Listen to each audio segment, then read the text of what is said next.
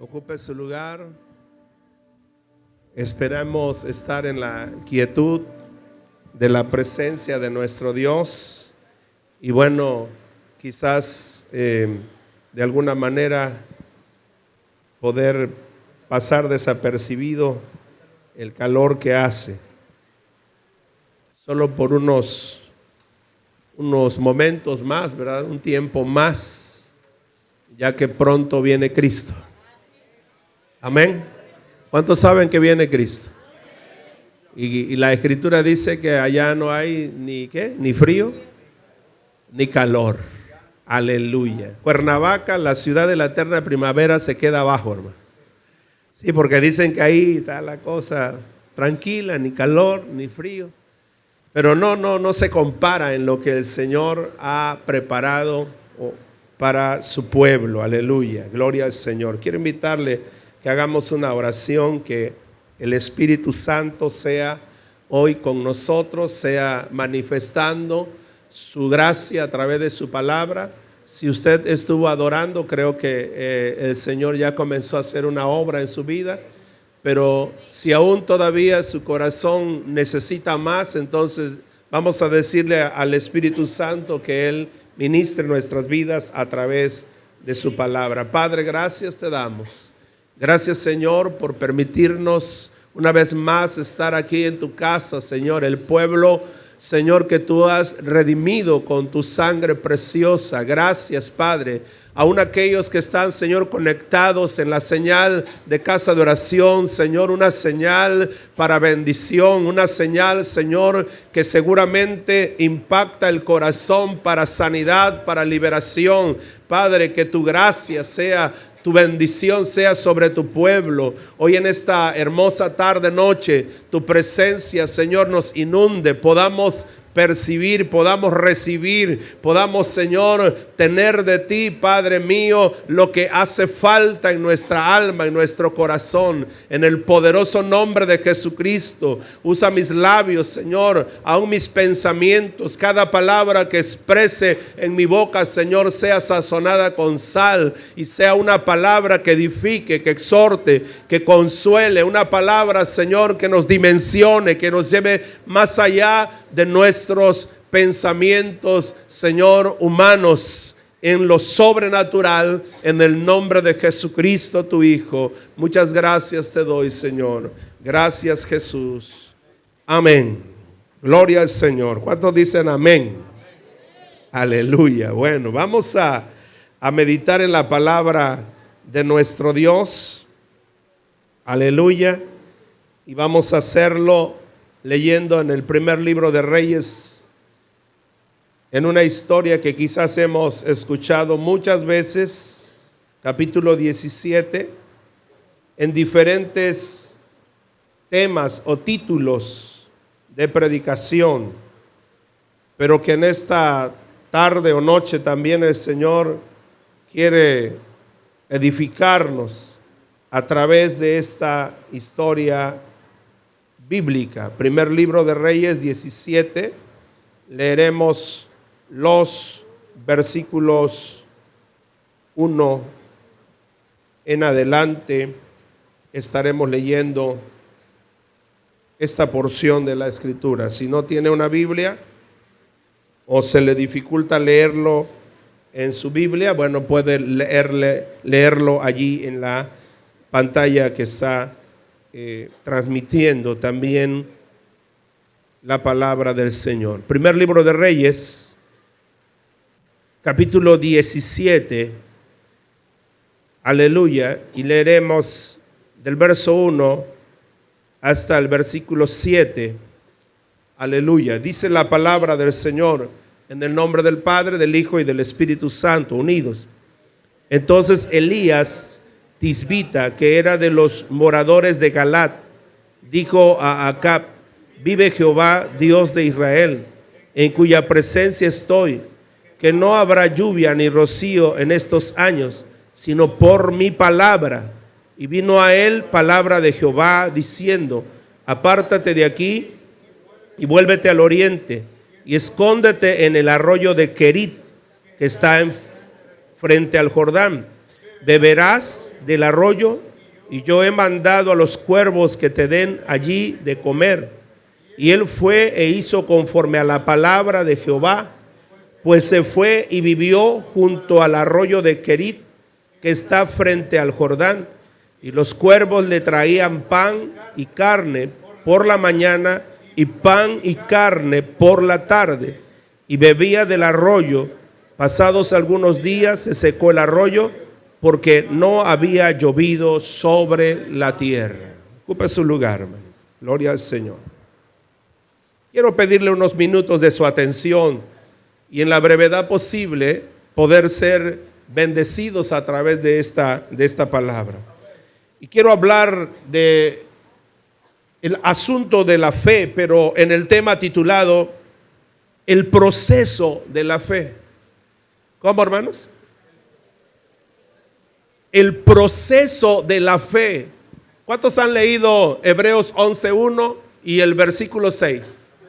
Sé que muchos lo hemos leído. Quizás algunos lo tenemos de memoria en nuestra mente, o en algún momento lo expresamos de una forma que parece que estamos plenamente, como dice la Escritura, convencidos de lo que allí dice. Como dice el verso 1.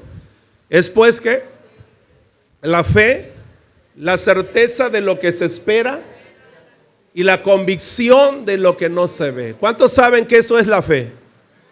Sí, ¿verdad? Y aunque no lo supiéramos, ahora lo estamos declarando o expresando a través de nuestras palabras, como está escrito en la palabra del Señor. Está hablando de seguridad y está hablando de certeza. Bendito sea el nombre del Señor. Y el verso 6, ¿cómo dice? ¿Cómo dice el versículo 6? Hebreos capítulo 11, versículo 6.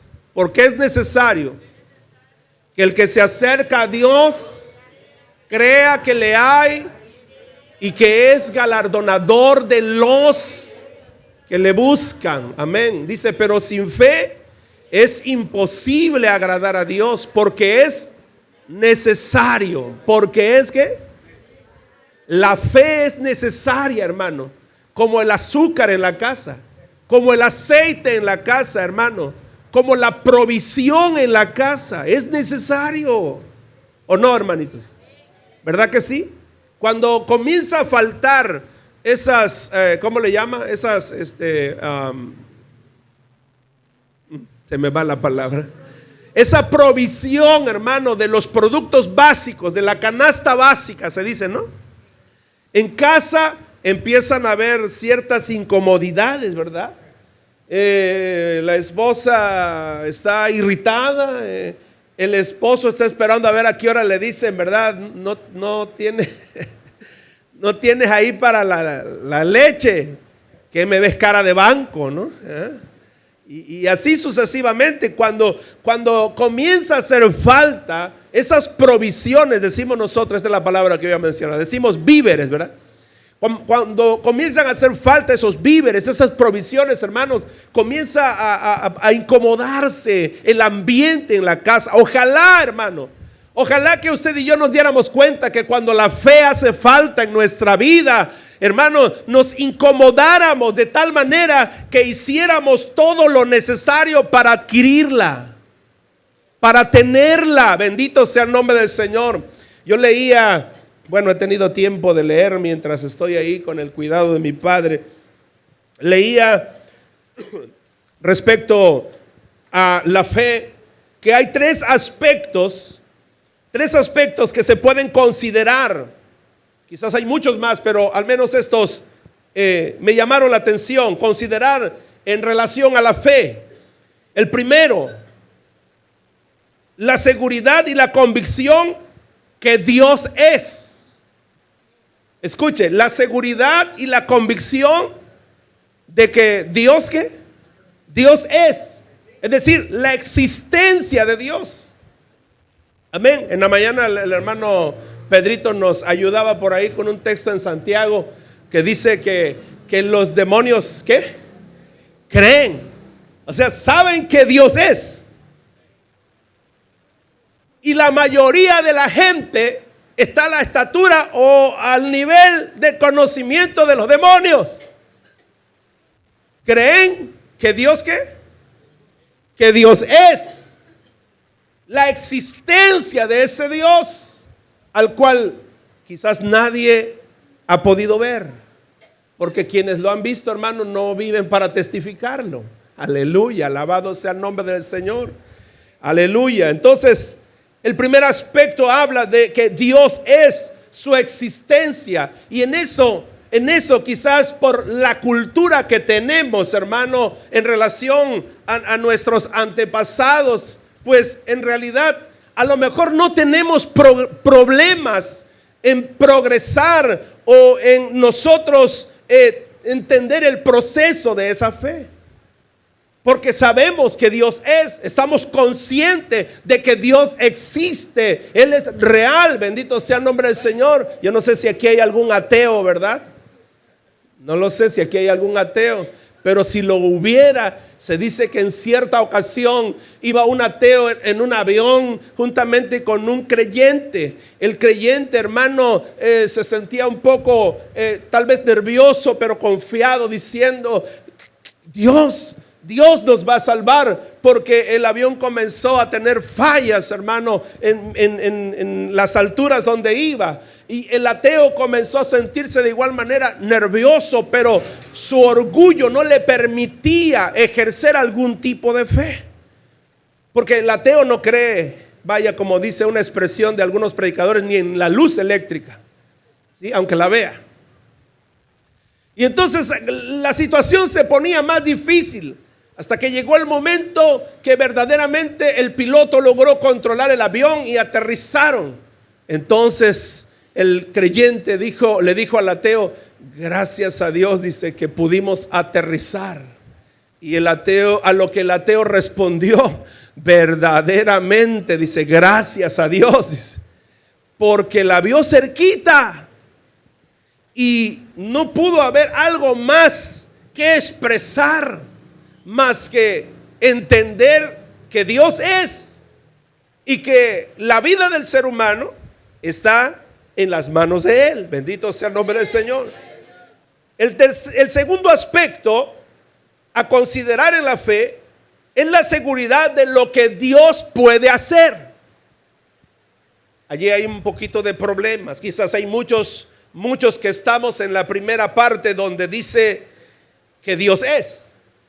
Pero en la segunda parte, en la segunda etapa de lo que Dios puede hacer, aún hasta los que en algún momento, por voluntad propia y por la gracia del Señor, hemos no solamente determinado tener en cuenta que Dios es, sino que le hemos entregado nuestro corazón, también se nos dificulta entrar en ese proceso de lo que Dios es, de lo que puede hacer. Porque allí se encuentra, en esa atmósfera de la fe, se encuentran sus milagros, sus señales, sus prodigios, todo lo portentoso que Dios es. Ya veo al apóstol Pedro, cuando aún era un discípulo, hermano, gritando juntamente con los demás, llenos de pavor, después de estar remando y luchando contra corriente, contra olas impetuosas para salvar su vida, y de repente ven un resplandor y observan qué es aquello. Están observando y ven un fantasma. Un fantasma. Todos se paralizan. Un fantasma, pero oyen la voz tenue, tierna, amable, pero con poder, que les dice: no temáis, yo soy. Aleluya. Y dice el apóstol Pedro, o el discípulo Pedro: Señor, si tú eres, manda que ¿qué? Manda que yo vaya a ti sobre las aguas. ¿Y qué dijo Jesús? Como que ahorita no tengo pilas para sostenerte.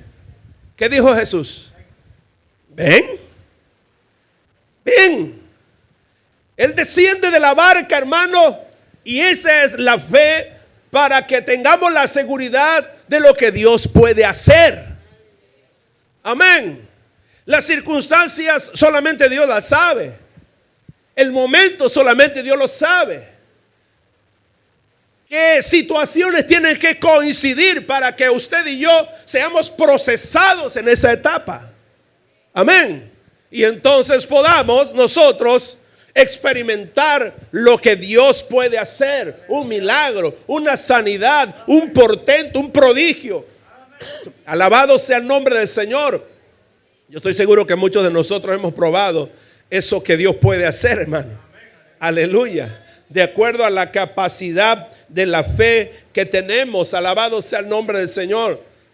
Se dice que en cierta ocasión estaba una persona que se dedica al malabarismo, y se dice que estaba haciendo un acto de su oficio en las cataratas del Niágara, que bueno, a ciencia cierta, pues es una, diríamos, una perturbación de la corteza terrestre.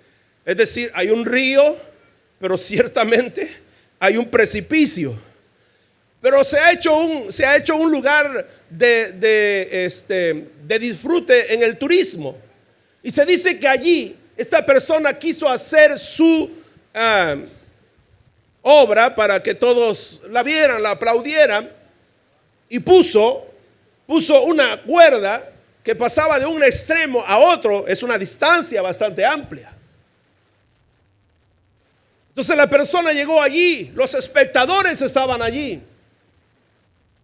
Tomó en su mano una vara y preguntó: ¿cuántos creen que yo puedo pasar en esta cuerda floja? Así se le llama. Todos vitorearon y aplaudieron y dijeron: tú puedes. El hombre comenzó a caminar. ¿Y qué creen? Pasó al otro lado solo con una vara, caminando sobre una cuerda. Todos vitoreaban, gritaban, otros la chocaban al sentir que se había quitado el estrés, el nerviosismo aquel de ver a aquella persona que iba haciendo equilibrio sobre esa cuerda floja con una vara en su mano. Cuando estuvo al otro extremo, volvió a preguntar: ¿cuántos creen que puedo volver a regresar? Después que habían visto que en varias ocasiones había estado a punto de caerse. Como ellos miraron que él lo había hecho una vez, dijeron: claro que puede. Y aplaudieron y vitorearon y le animaron para que él regresara con esa vara en su mano, haciendo equilibrio sobre la cuerda floja. Así que volvió. Cuando estaba del otro lado, dijo: ¿cuántos creen que puedo volver a regresar? Algunos creían que podía volver a hacerlo, aunque ya no les interesaba tanto porque lo había hecho 2 veces. Pero el hombre aquel fue y tomó a un jovencito que estaba allí entre los brazos de su padre. Fue y lo tomó, se lo subió al hombro, como decimos nosotros, a cuchupate. Se lo subió al hombro y preguntó: ¿cuántos creen que puedo volver a regresar? El asunto es que en esta etapa de la fe todos podemos vitorear al que está pasando la circunstancia. Pero si fuéramos nosotros, guardaríamos mucho silencio.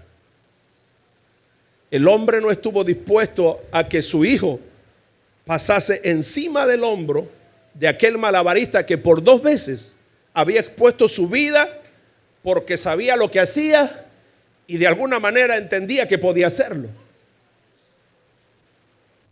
El asunto de la fe en relación a esta etapa es que nosotros sepamos lo que Dios puede hacer y podamos depender de Él totalmente, como Job lo dijo: aunque Jehová me matare, yo seguiré confiando en Él.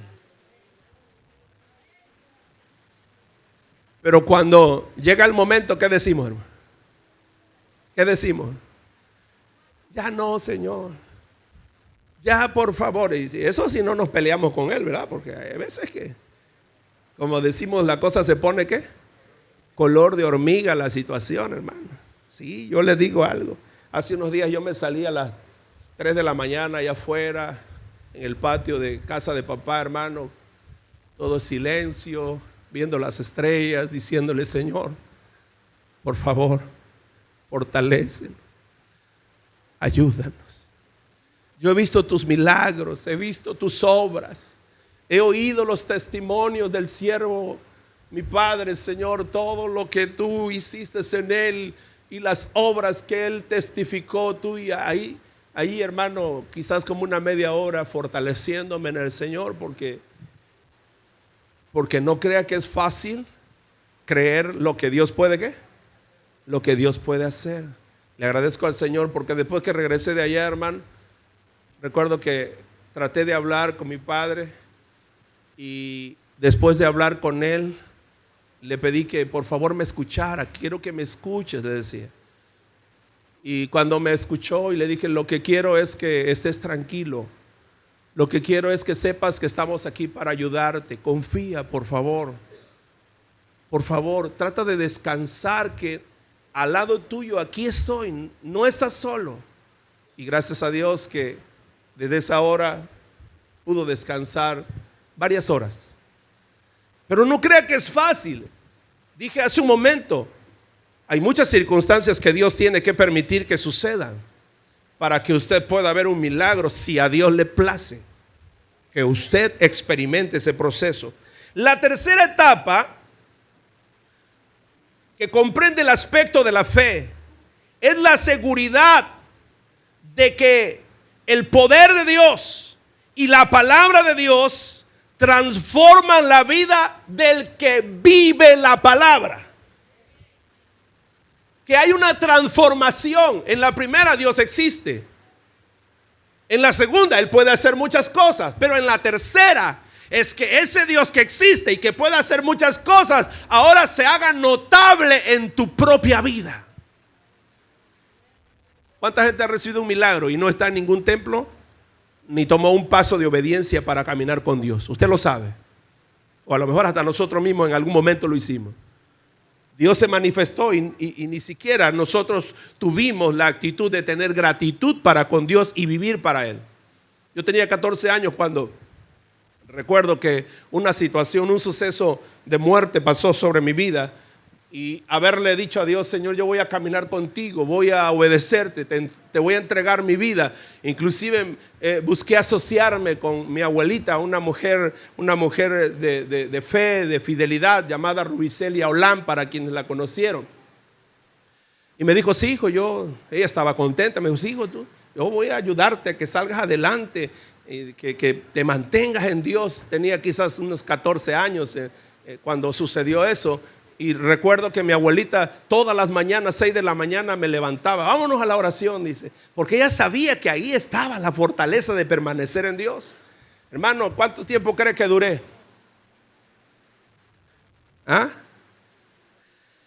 Como un mes y medio, hermano. Me agarraba del pie mi abuelita: Nahum, vámonos, hijo, ya se nos está haciendo tarde, son 6:15. Y la abuelita era puntual, hermano. Yo nunca me paré.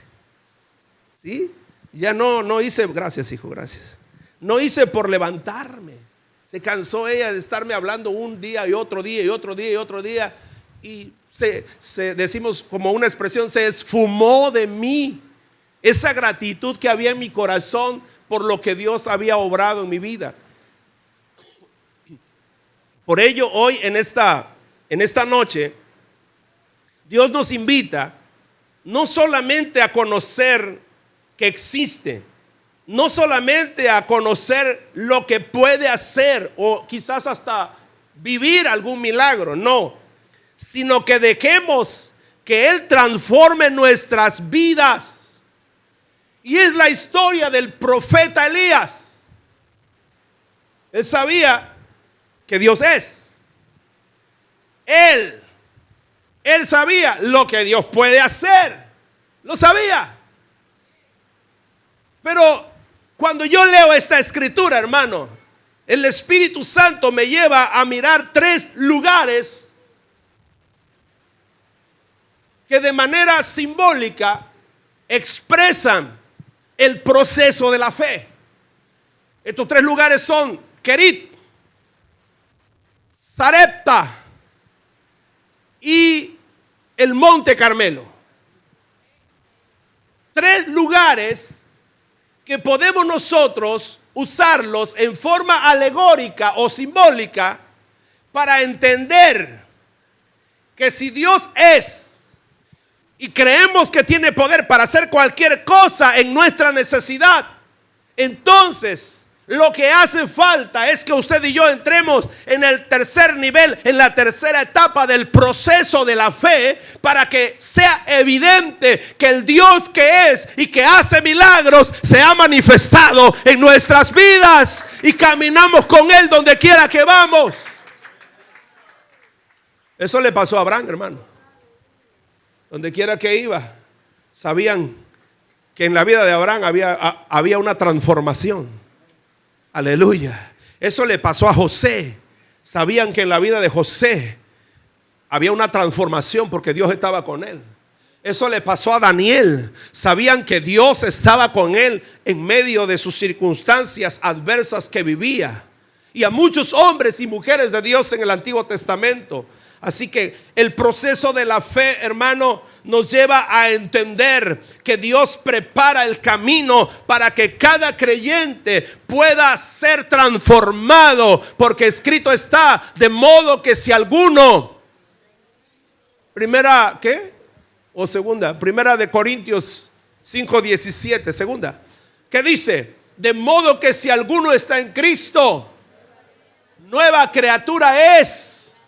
Las cosas viejas pasaron, he aquí todas son hechas nuevas. Aleluya. Y antes se lo había dicho Jesús a Nicodemo, un maestro de la ley que tenía interés en conocer lo que Jesús hablaba, las palabras que expresaba, porque sabía que no eran palabras simples, sino que en ellas había poder y autoridad. Y Jesús le dijo, ¿te es necesario nacer de nuevo? Es decir, necesitas tener una transformación en tu vida. Bendito sea el nombre del Señor. Así que hoy en esta noche, Dios quiera, oro a Dios, que sea Él obrando en tu mente, en tu corazón, que sea Él obrando dentro de nosotros, hermanos, para que si ya hemos caminado en la primera etapa o en el primer aspecto de la fe, de saber que Dios existe, o en el segundo, porque hemos recibido alguna sanidad, un milagro, un prodigio, Dios ha actuado a nuestro favor, qué bueno. Pero lo que Dios quiere es que usted suba un escalón más y usted se pare en el escalón, hermano, en el cual usted pueda llevar la evidencia del Dios Todopoderoso. Alabado sea el Señor.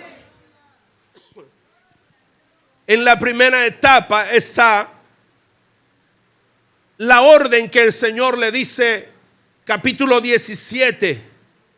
Vino la palabra del Señor de Jehová y al profeta y le dijo, apártate, verso 3, de aquí, vuelve al oriente y escóndete en el arroyo de Querit, que está frente al Jordán. ¿Dónde se iba a esconder el profeta? ¿Dónde se iba a esconder el profeta, hermano? En el arroyo de Querit. Pero note, ¿está qué? ¿Frente a dónde? Frente al Jordán. Aleluya.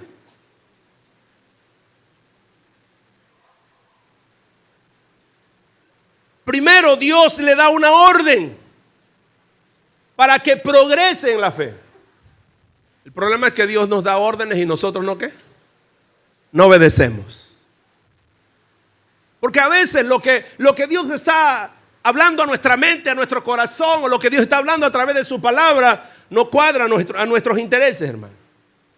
No cuadra a nuestros intereses. Y es natural, vivimos como hombres naturales, aunque debiéramos de vivir como hombres y mujeres espirituales. Pero normalmente vivimos como hombres naturales. Así que le da una orden y le dice que vaya al arroyo de Querit, que está enfrente del río Jordán.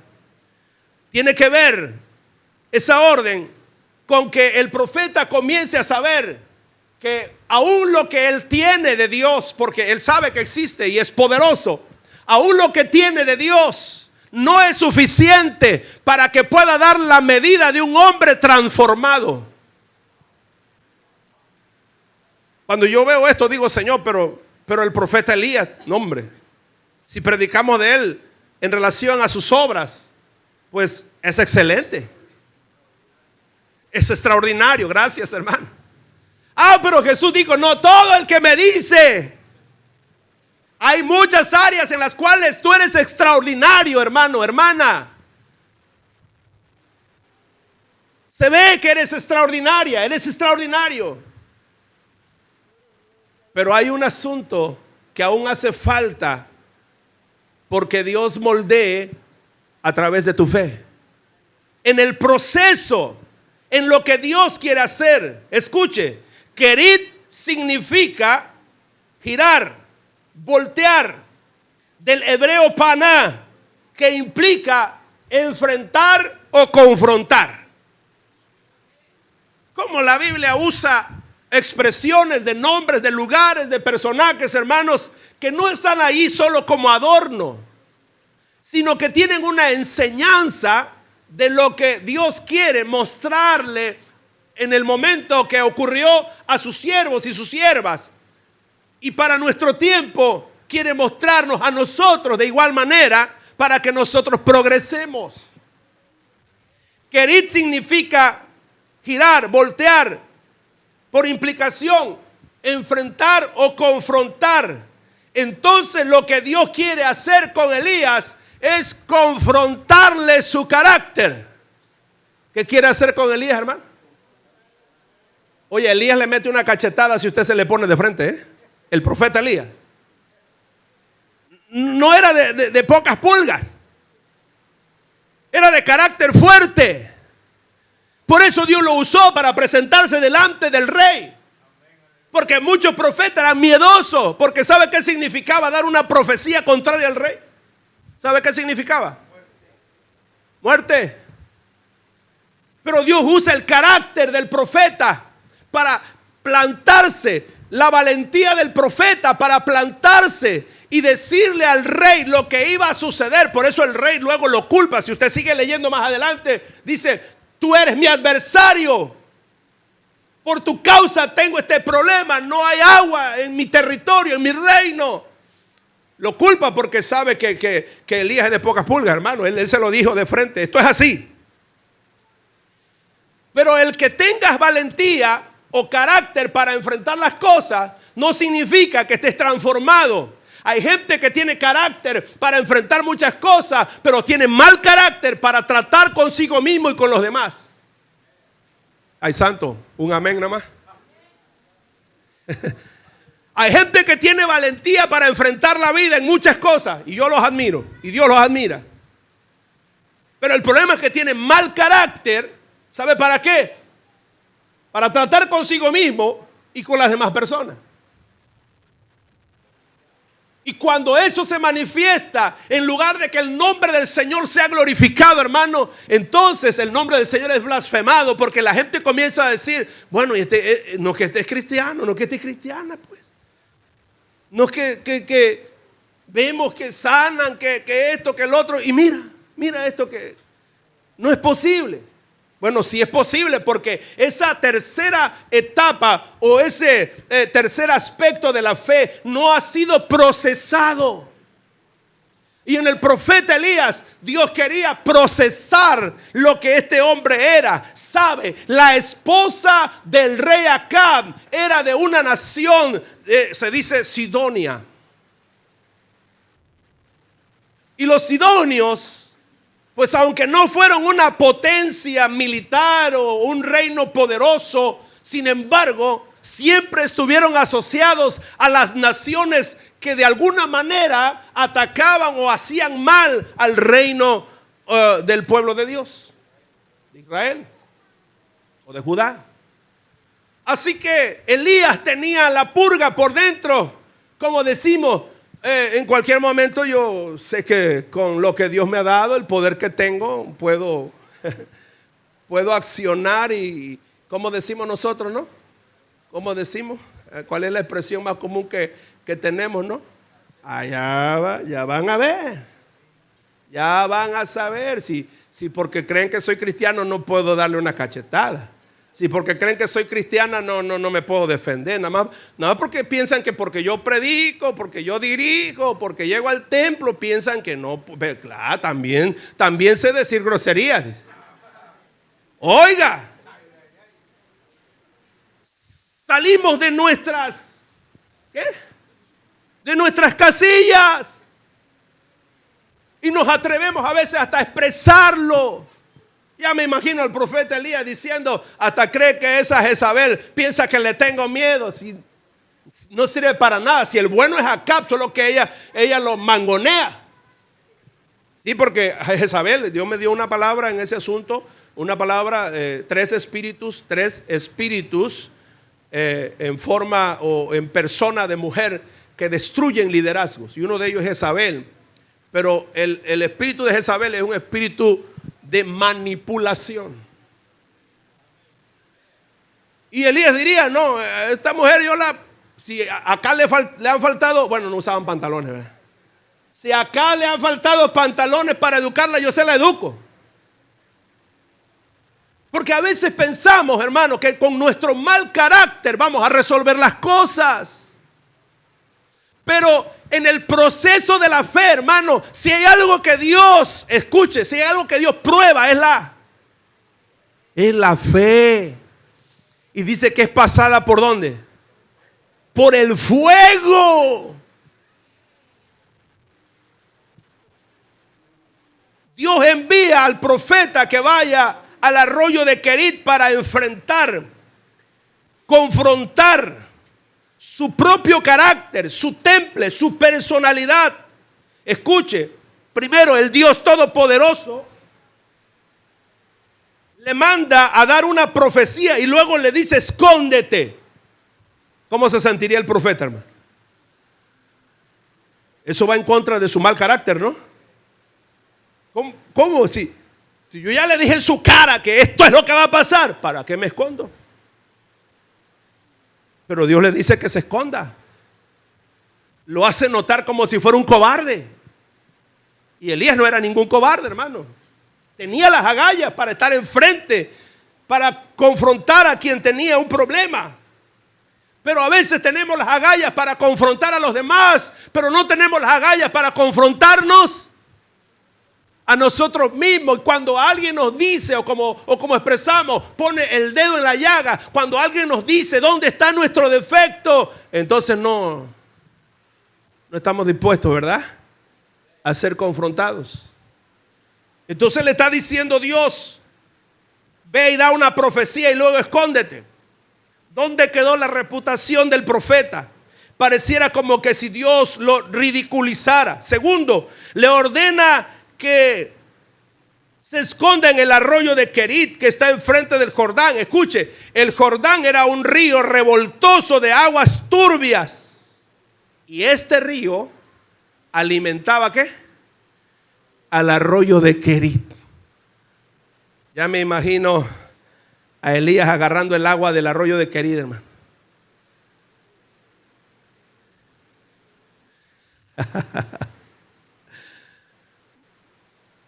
Como que yo creo que Elías era delicadito, hermano. ¿Ah? Dile a que está al ladito ahí, dile, ¿tú cómo opinas? ¿Será que era medio delicado?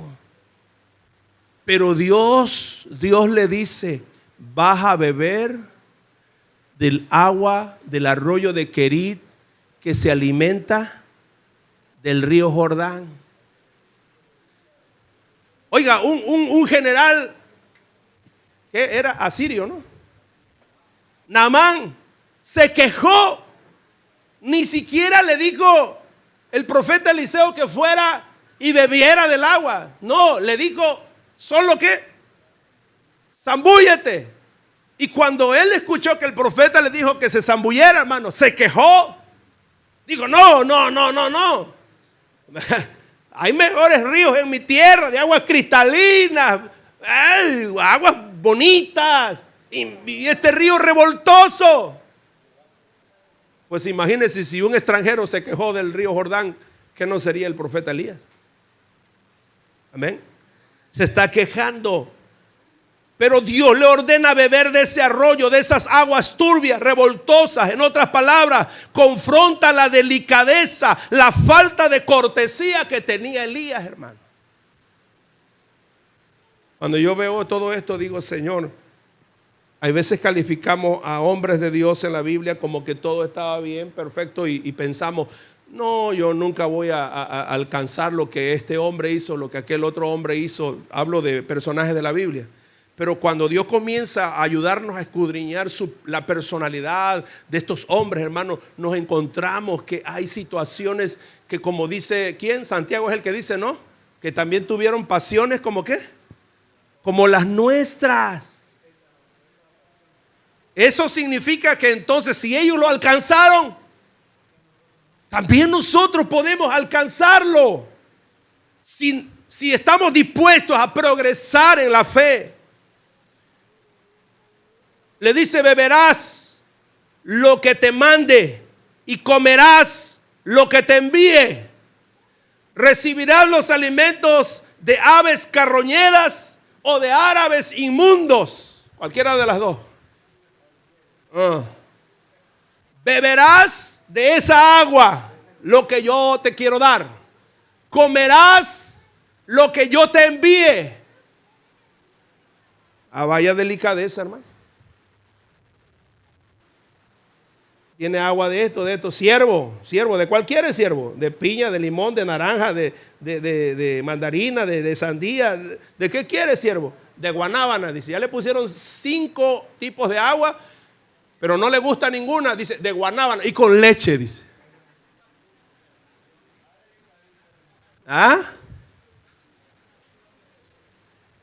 ¿Cómo que come el siervo? No está mal que a veces tengamos cortesía con la gente, hermano.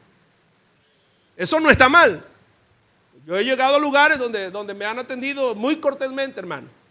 Lugares donde a veces he dicho, Señor, ni siquiera merezco estar aquí. Pero ¿sabe qué, hermano? Gracias a Dios que no hemos tenido problemas con esa delicadeza. Todo terreno, solamente que algo me haga mal. A veces he dicho, ¿sabe qué? No, porque me siento un poquito mal, pero hasta ahí, ¿no?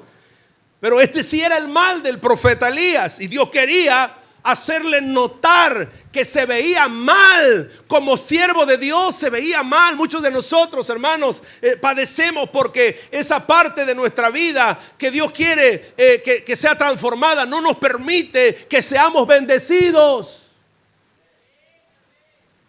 Hace un tiempo atrás iba con una persona, hermano, que llegamos a visitarle. Cuando llegamos, la persona que llegamos a visitarle nos trató mal. Yo, como pastor, pues, uno está acostumbrado, ¿verdad? Trato de soportarlo todo. Pero nos trató mal.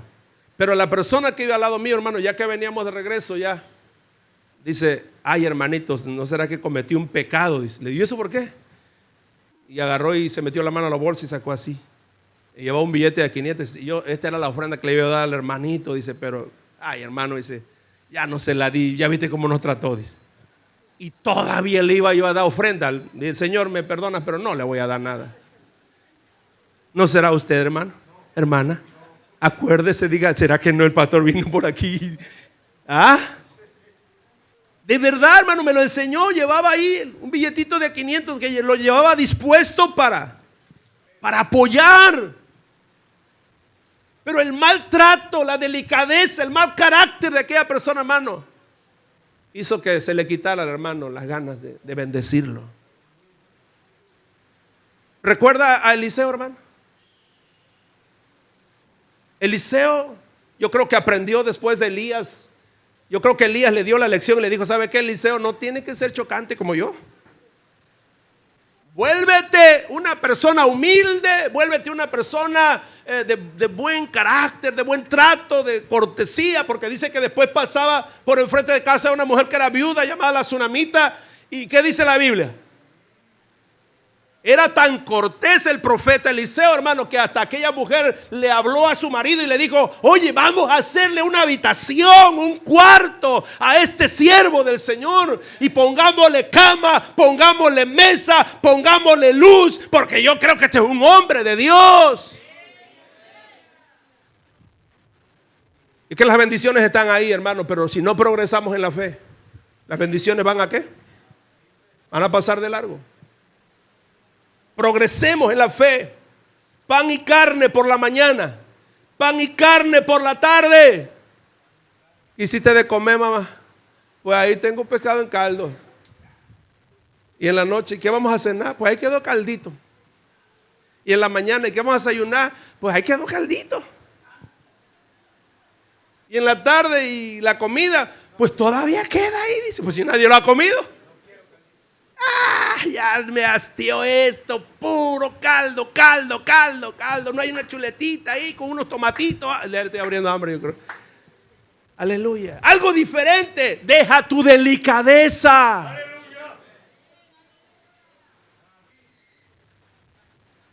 Porque lo que Dios quiere es bendecirte. Ya habrá tiempos en que tengas lo suficiente y hasta puedas escoger. Nunca se me olvida lo que Dios hizo a través de la hermana Leo. Vamos a aprovechar que no está aquí, yo creo. Nunca se me olvida lo que Dios hizo a través de la hermana Leo. Una mañana recuerdo estando allí en el ayuno, porque esto del ayuno congregacional ya llevamos años ahí. Y recuerdo que estábamos allá todavía en las casas donde nos reuníamos allá, donde ahora se construye el auditorio. Y estábamos ahí. Yo desde la mañanita me vine ahí, antes era las 7 de la mañana. Ahí estaba orando. Y de repente, hermano, recuerdo que ya iba a empezar el servicio a las 10 de la mañana. Cuando me vino a mi corazón, le dije, Señor, no tengo ni para dar una ofrenda, Señor. Es más, no sé ni qué van a comer la familia en un momento más tarde, Señor. Y ahí estaba yo, hermano, orándole a Dios cuando llegó un ancianito que ya está con el Señor, el hermano Aminadab. ¿Cuántos lo recuerdan?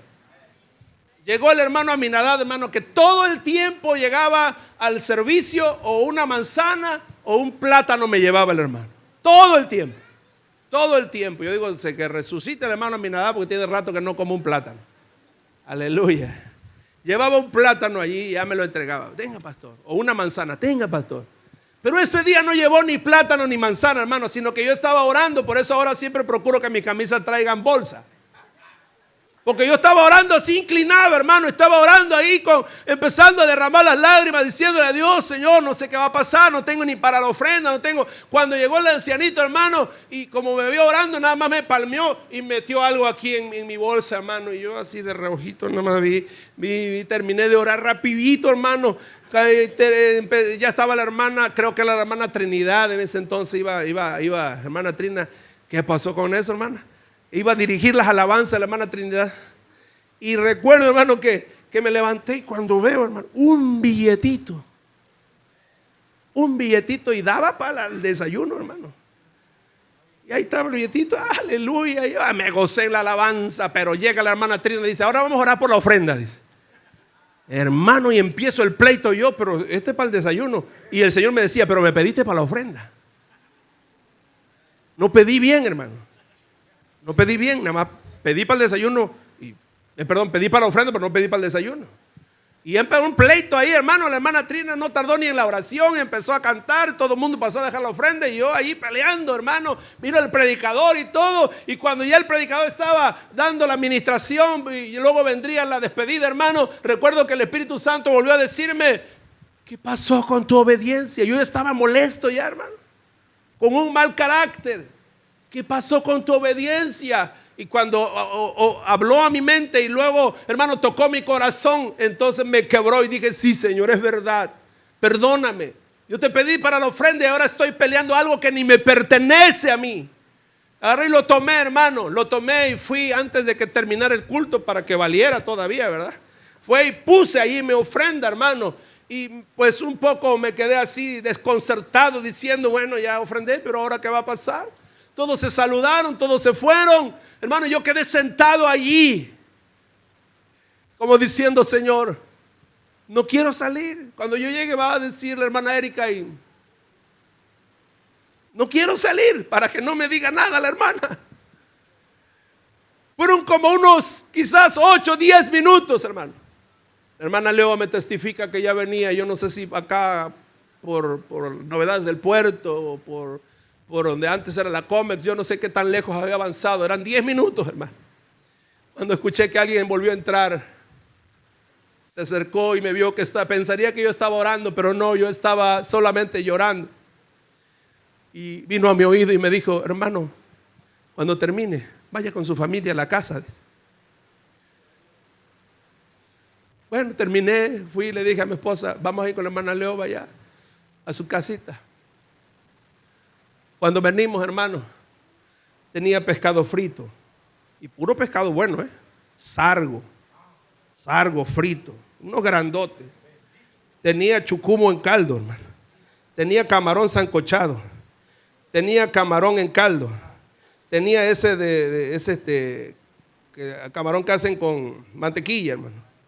Oiga, apenas me comí el sargo, hermano. Ya, eso fue, ya, y de lo demás nada más me le quedaba lloviendo a lo otro. Y entonces vino el Señor y me dijo: ¿cuál es tu problema? ¿Cuál es tu problema? ¿De qué quieres que yo te mantenga? Dime. ¿Por qué te pones de mal carácter? ¿Por qué estás así? Ya no sabía ni qué comer, hermano. Todavía la hermana dice: hermano, dice, pero esto esto aquí se va a quedar, dice. Y envolvió, hermano, para que lleváramos. Una gran lección que Dios me dio, tratando conmigo mismo, confrontando mi ser, mi personalidad. Dirás: ay, qué tremendo el pastor que tenemos. ¿Y usted? Tal vez le haga falta llegar al arroyo de Querit, ¿verdad? Tal vez diga: ay, esta agua otra vez camarones. Como dijera el hermano Flavio cuando me hablaba: Nahum, Dios te bendiga, pastor, ¿cómo estás? Bien, hermano, aquí casi siempre me hablaba a la hora del desayuno, de la comida. Pues aquí, hermano, vamos a comer un robalito frito porque pues no hay otra cosa. Y se reía ya y decía: oye, Nahum, dice, tú eres rico. No, hermano, si eso es lo que hay. No hay otra cosa. ¿Sabe? Yo no sé si Dios quiera confrontar tu vida para que progreses en la fe. Porque Dios te ha querido bendecir, pero a veces nuestra delicadeza no nos permite crecer más allá. Pan y carne por la mañana y pan y carne por la noche. ¿Y sabe de quién venía? Si literalmente leemos lo que dice la Biblia, dice que eran cuervos. Bueno, se ha demostrado que el cuervo ha tenido inteligencia para hacer cosas como esas. Y Dios no tiene problema para ordenarle a los animales que hagan lo que Él quiere que hagan. Así que si fue un cuervo literal, pues fue y se lo llevó. Otros estudiosos dicen por la raíz de la palabra, etimológicamente hablando, la raíz de la palabra que se traduce como cuervo, se dice que también se le llegó a expresar así a un grupo de caravanas de la cultura de los beduinos o árabes que se dedicaban al comercio, y por el calor del desierto de la región ellos usaban, y hasta el día de hoy usan, trajes que lo cubren todo, y por cierto, negros, y se ganaron el apodo de ser ¿qué? Cuervos. Pero por ser árabes para los israelitas eran inmundos. Y el cuervo es un ave carroñera. ¿Es un ave qué? Inmunda. Tus bendiciones están en la gente que te está observando, hermano. Los inmundos que te ven y dicen: esa persona, mi respeto, de veras que va al templo y ve, Dios lo ha cambiado. Ahí tengo un robalito, ¿no lo quieres? No, tú eres inmundo. No, hermano. No le busques 3 pies al gato que tiene 4. Eso no lo busque en la Biblia, por favor. Pero Dios quiere confrontarte. El proceso de la fe ahí para tu bendición. Amén. Esta parte del proceso duró algunos días hasta que ¿qué? Hasta que se secó el arroyo de Querit. Normalmente las delicadezas Dios las trata con la escasez. Las delicadezas Dios las trata ¿con qué? Con la escasez. Con la escasez, hermano. Ahí se acaba la delicadeza. Ni modo, dice, la voy a beber. La verdad, dice, yo no bebo agua hervida. Dice. pura cristal. Vale como 60 pesos el botellón, ¿no? Pero hermanos, ni modo, ahora hervidita, ¿verdad? O de la llave. Sí, las delicadezas Dios las trata con la escasez. El profeta creo que pensó, estos se van a morir de sed y van a tener que beber agua revoltosa. Y le dice Dios, pero yo voy a tratar contigo también. Yo voy a tratar contigo también. Aleluya.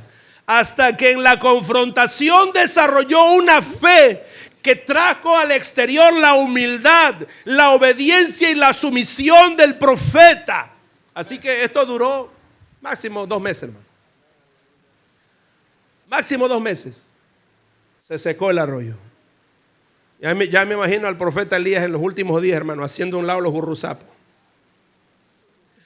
Para sacar un poquito de agua, ¿para qué? Para beber. Aleluya. Pero una vez que se secó y vio Dios que tenía humildad, yo veo al profeta Elías diciendo, Padre, no me dejes morir. He estado bebiendo de esta agua. Gracias, Señor. ¿Cuándo iba a dar gracias por eso? Entonces dice Dios, ya nos vamos entendiendo. Ahora te voy a invitar que pases a la segunda etapa. Levántate y vete a Sarepta de Sidón y mora allí. La esposa de Acab, del rey malvado. Por lo tanto, la reina era malvada también. Era de Sidón. Era Sidonia. Y el aspecto o la manera en que el profeta miraba a las personas que eran de ese lugar era despreciable. El profeta no querría tratar con ninguna persona de Sidón. Porque la que le había hecho el mal o la que le amenazaba con hacerle mal era de Sidón.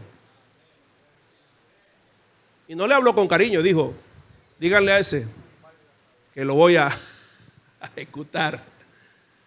¿Ah? ¿Y sabe qué? Le dice Dios, vete a Sarepta de Sidón y allí le he dado orden a una viuda que ¿qué? Que te sustente.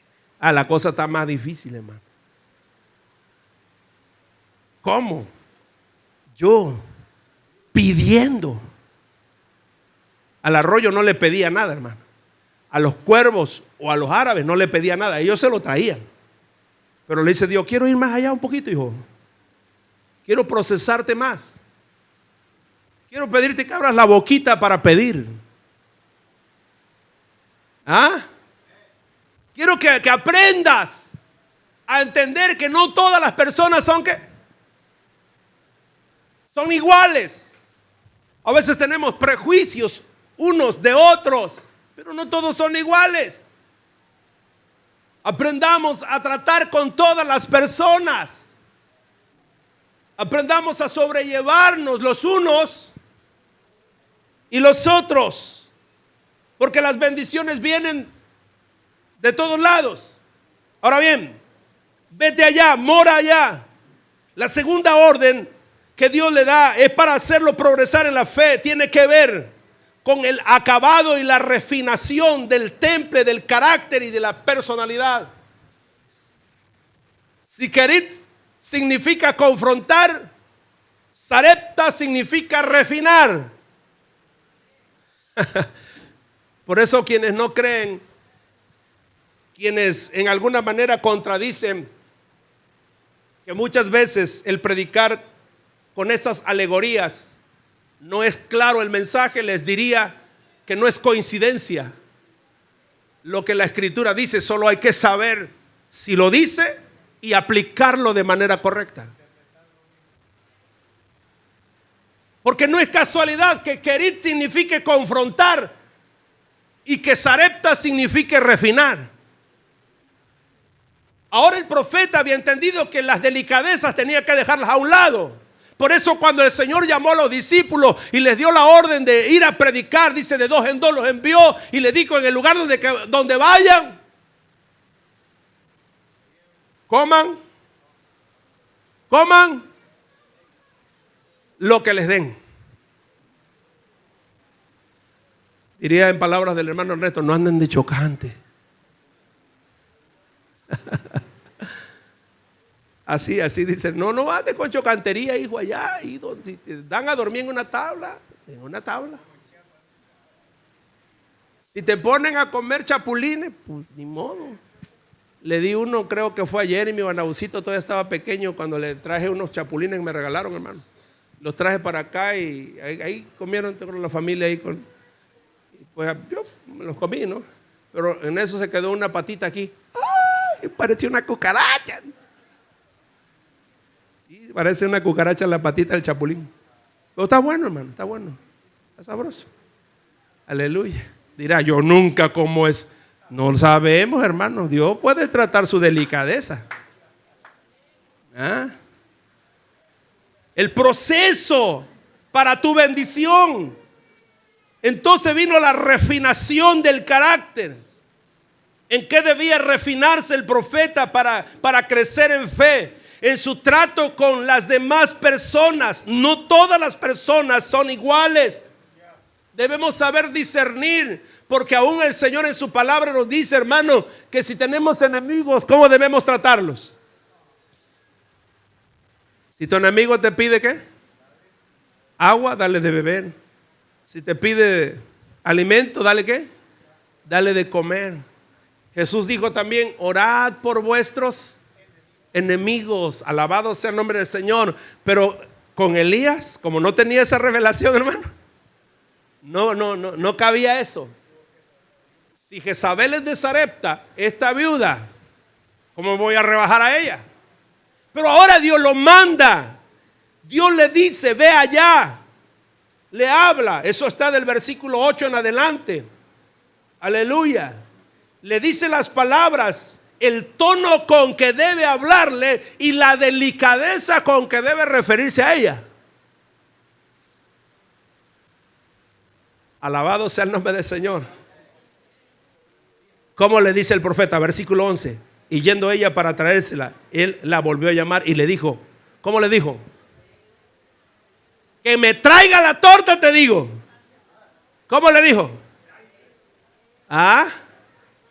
Ese te ruego, hermano. Ese te ruego no era del carácter de Elías. Hay palabritas que leemos rapidito, si es que leemos la Biblia. Las leemos así como que pasaron. No, hermano. Ese te ruego no era del temple, no era de la personalidad de Elías. Del hombre que si no le hacías caso decía, Padre, que descienda fuego del cielo y lo consume. Pero si ni humo quedaba, hermano. Pero le dice, te ruego. Ahora le está rogando a la Sidonia, a la que para él pensaría que todas eran iguales, porque Jezabel, la mujer malvada que lo tenía en la mira para destruirlo, pues entonces creo que no debo ni cruzar palabras. Pero Dios lo manda ahí, lo saca afuera de su comodidad, de su entorno, de su territorio. Y si en su territorio tenía peligros, imagínense afuera. Pero allá le dice Dios que lo va a ayudar. Allá le dice Dios que le va a proveer. Alabado sea el Señor. No es tentar a Dios, es dejar que Dios trabaje en su proceso en nuestras vidas. Escuchen, no es tentar a Dios, es dejar que Dios trabaje en su proceso en nuestras vidas. Bendito sea el nombre del Señor. Y entonces el profeta, al escuchar, bueno, él llega allá, bendito sea el nombre del Señor, y de alguna manera tiene que doblegar sus emociones, sus sentimientos de rechazo, porque es Dios quien le está ordenando, es la voluntad del Señor que lo lleva hacia ese lugar, y de alguna forma es la manera en que Dios quiere socorrerlo, quiere ayudarle para salir adelante. El cristiano que progresa en la fe debe tener dominio propio, madurez en su trato con los demás.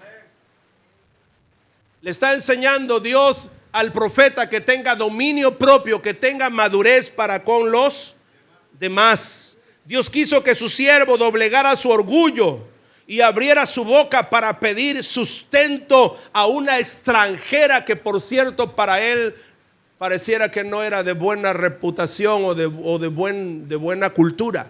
Pero le está diciendo Dios: con ella te voy a sustentar.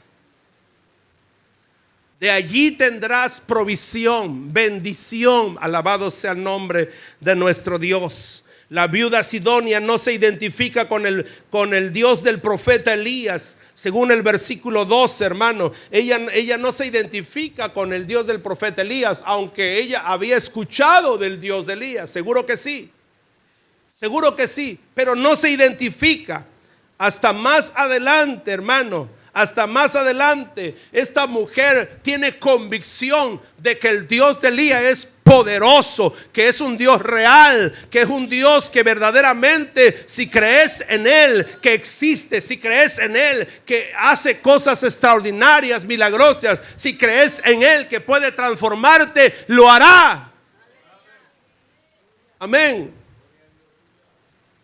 Progresó en la fe, en el buen trato con los demás, en el desarrollo de la humildad, en su carácter para saber pedir lo que deseaba. El verso 13 dice: no tengas temor, pero hazme a mí primero una pequeña torta cocida debajo de la ceniza. Esa palabra, no tengas temor. ¿Cuándo el profeta iba a hablar de esa manera a las personas? ¿Cuándo iba a decir un te ruego, un no tengas temor? Eso habla de que ahora tenía que usar palabras de cortesía, hermano. A veces se nos olvida decir un por favor, un buen gesto, una manera de que las personas sepan que nosotros somos de Dios. Amén. Hay veces son más corteses las personas que practican la ética, aún sin tener a Cristo, hermano, que los propios cristianos que, teniendo al Espíritu Santo, deberíamos de actuar, hermanos, en el fruto del Espíritu, para que ellos disciernan lo que somos. Pero lo que ellos disciernen es: ay, qué peleonera eres, qué peleonero eres, mira cómo, y llega al templo, dice. Por eso Dios hoy quiere enseñarnos a progresar en la fe. ¿De dónde o en qué área necesita ser refinada o refinado, hermano? Digo, si ya has sido confrontado, porque si no, Dios tendrá que llevarte al Querit a beber las aguas turbias. Pero si ya has bebido las aguas turbias y ahora Dios dice: quiero que estés en Sarepta, quiero que aprendas a refinarte, más vale que bajemos la guardia delante de Dios para que Él haga de nosotros lo que Él quiere hacer. Alabado sea el nombre del Señor. Él transforme tu vida y seas, hermano, una luz en medio de la oscuridad. Esta parte del proceso para transformar la vida del profeta en la fe suele tardar muchos días. En Querit fueron pocos días, pero en Sarepta fueron muchos días, porque esa es la parte más difícil de tratar, hermano. Cuando tenemos que ser refinados en el trato con las demás personas. No hay problema si estamos a solas, ¿verdad? ¿Con quién peleaba el profeta Elías en el arroyo de Querit, hermano? ¿Con quién? ¿Con los cuervos? Llegaban, dejaban el pan y se iban. Por eso muchos cristianos se acostumbran a andar solitarios. Hermano, no me moleste, estoy orando, dice. Hermanita, no me moleste. La Biblia dice que en lo secreto ahí yo ore, que en lo secreto yo ayune. Sí, sí. Y tu vida social, donde tienes que demostrar que Dios está en tu vida. Es ahí donde Dios interviene para que progresemos en la fe. La misma palabra, hermano, morar. Le dice Dios que ahora tiene que morar en Querit. Le dice: vive allí. Pero esa palabra implica un periodo de tiempo muy corto. Pero en Sarepta le dice: mora allí. Esa palabra implica, hermano, un tiempo más largo. O ¿Sabe cuántos años vivió en Sarepta? 3 años. 3 años en Sarepta. Allí estaba siendo refinado el profeta. Escuche, la misma palabra morar también tiene la implicación o el significado de casarse. No es claro el significado en el texto bíblico para afirmar si el profeta se casó con la viuda. Sin embargo, sí entabló una relación respetuosa con ella.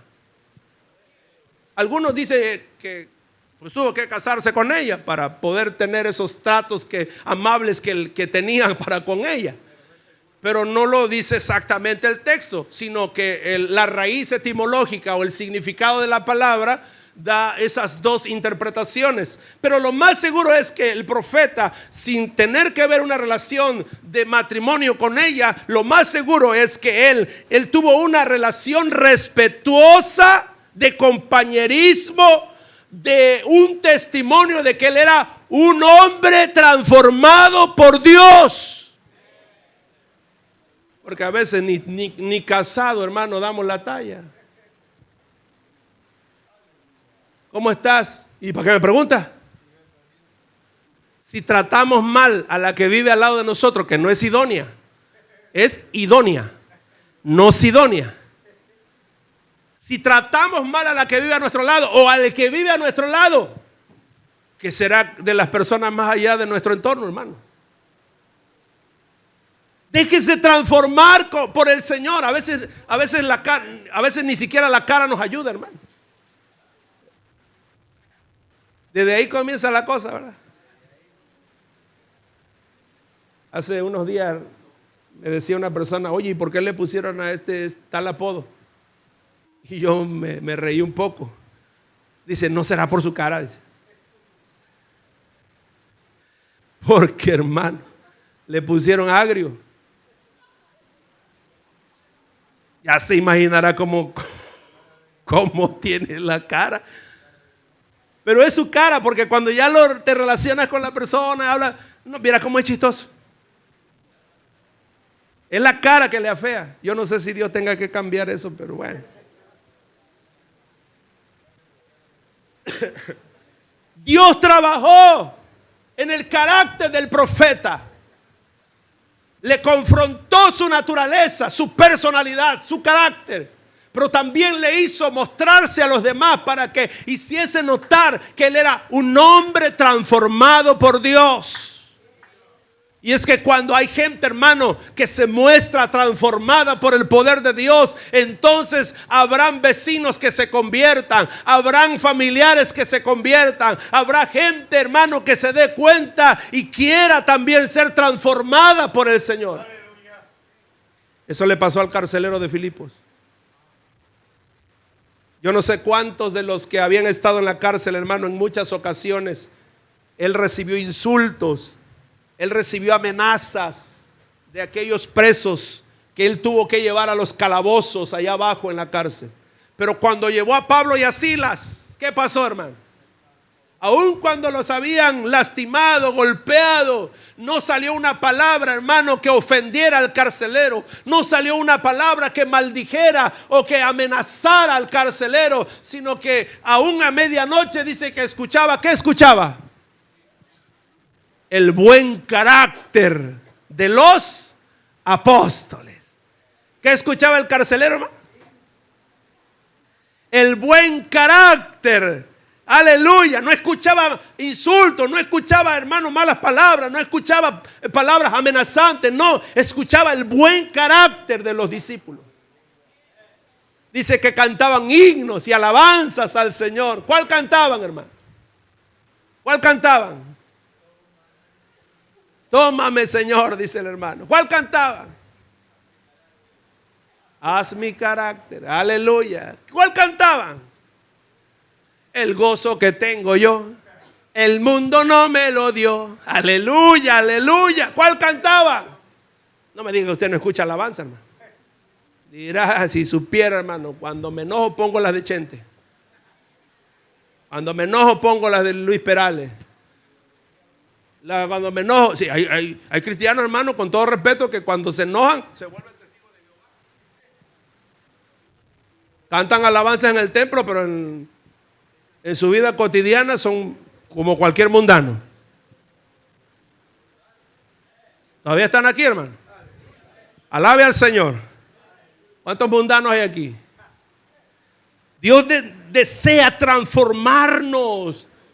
Porque no era lo que el profeta podía hacer, la palabra que podía salir de su boca, el milagro que podría suceder, no, sino lo que Dios buscaba era que el profeta, hermano, tuviese refinado, porque pronto sucedería lo que Dios quiere que suceda con usted también, hermano. Pronto el profeta sería llamado, aleluya, y arrebatado hasta el tercer cielo. Pero ¿cómo lo iba a arrebatar el Señor ahí, hermano, con esos problemitas de delicadeza en el corazón? Con ese mal carácter. ¿Cómo lo podía arrebatar del Señor? Tuvo que confrontarlo y tuvo que refinarlo. Amén. Aleluya. ¿Cómo quiere usted que Dios le trate, hermano? ¿Con el agua turbia de Kerit? Aleluya. ¿Cómo quiere que Dios le trate, hermano? Porque Dios desea hacerlo. Por último, en la tercera etapa del proceso de la fe, hermano, Dios le ordena al profeta que se muestre. Ya viene, hermano, confrontado y refinado.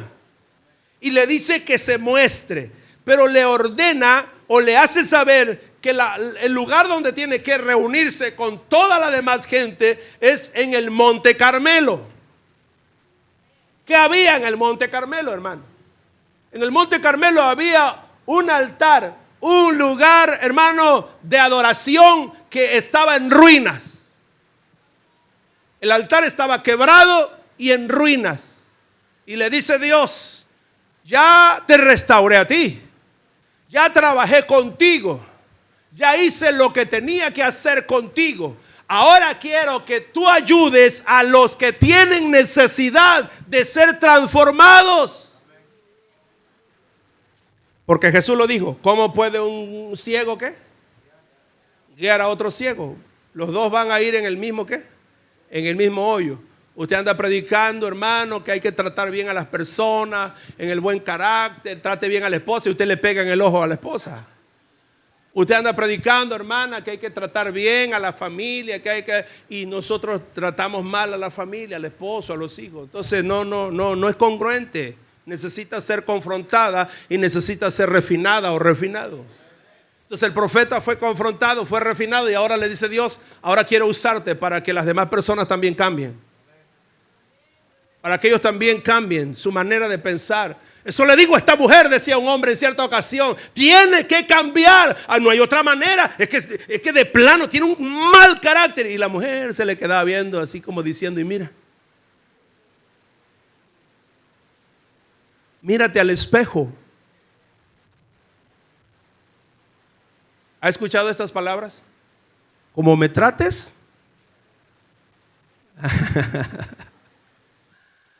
dirá, hermano, si ese es mi proverbio. Como me trates, te trato. Me gritas, se le olvida el proverbio. La blanda ¿qué? Respuesta aplaca la ira. Se nos olvidan los principios de Dios porque no hemos sido confrontados o refinados. Tú te callas, mujer, le dice, ¿no? Y la señora dice: ¿y yo por qué me voy a callar? ¿Están aquí, hermana? Digan amén, pues. No me dejen solito, dijera el hermano Pedro. Carmelo significa campo fértil. ¿Qué significa? Campo fértil. Después de que el profeta había sido confrontado y refinado, ahora estaba preparado para subir al campo fértil, donde él podría ver que nunca le haría falta nada, que Dios usaría al que menos pensara sin prejuicio. No tiene problema para usar a un inmundo para bendecirte. Dios no tiene problema, hermano, para traer lo que tú necesitas de donde tenga que venir. Pero ¿sabes qué? Primero necesitas dejar que Dios transforme tu vida. Porque de otra manera, cuando las bendiciones quieren llegar a ti, hermano, no sabemos cómo poderlas nosotros disfrutar.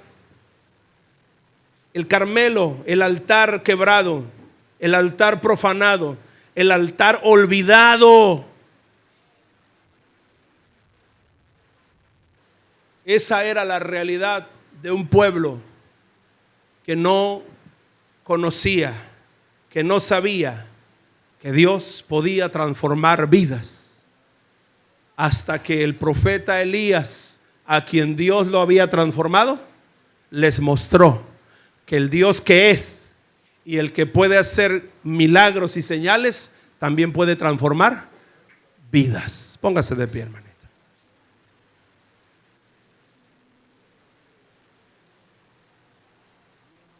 Cuando Elías invocó a Dios en el Carmelo, en el campo fértil,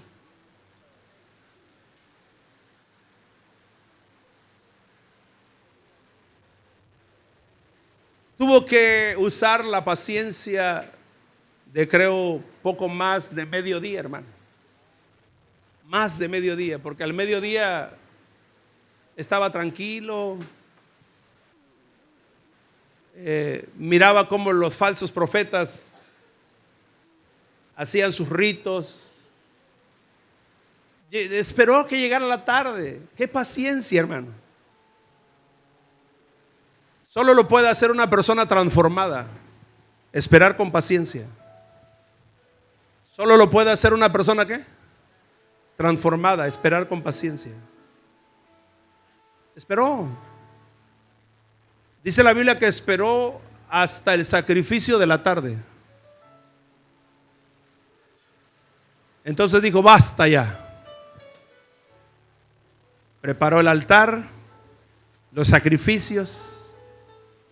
Y entonces, antes de pedirle a Dios que viniera fuego del cielo, seguro estoy que Elías, ¿qué hizo? ¿Qué hizo, hermano? Adoró a Dios. Seguro estoy que Elías levantó sus manos y dijo, Señor, tú eres Dios en el cielo y en la tierra. No hay nadie como tú.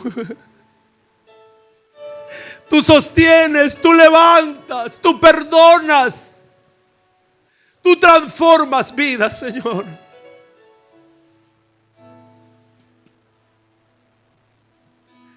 Seguro estoy que él estuvo adorando, que él estuvo expresándole a Dios, porque no había por qué desgastarse pidiendo algo que él sabía que Dios podía hacerlo.